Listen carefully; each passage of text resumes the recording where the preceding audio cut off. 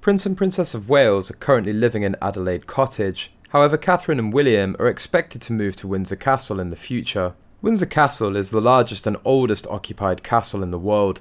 Based on the Royal Collection Trust, 40 monarchs have occupied the palatial space since it was built in the 11th century. Queen Elizabeth spent her remaining years in Windsor Castle. Meanwhile, King Charles won't be spending as much time there after he ascends the throne. It remains unknown when the Wales family will be moving to Windsor Castle, but at present they're reportedly enjoying Windsor. They love that the kids can go out on their bikes and cycle around the estate, and they're all really excited to meet everyone, a friend told People for its cover story this week.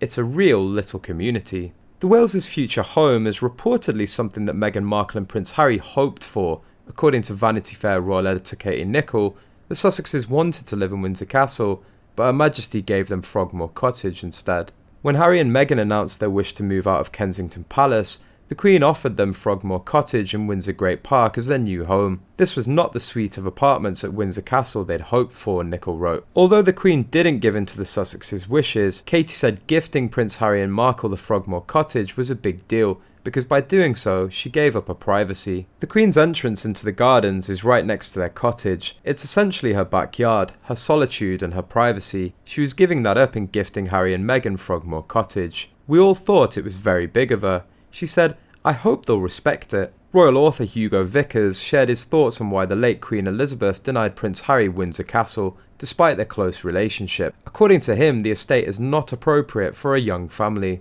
There are empty bedrooms and suites in the private apartments within Windsor Castle, which the Sussexes may have had their eye on. Or perhaps some former living quarters in the castle grounds converted into other things, Vickers says. But I can see how it might not be entirely appropriate to have a young family living there. It's reported that Prince William can't completely forgive Harry for what he's done.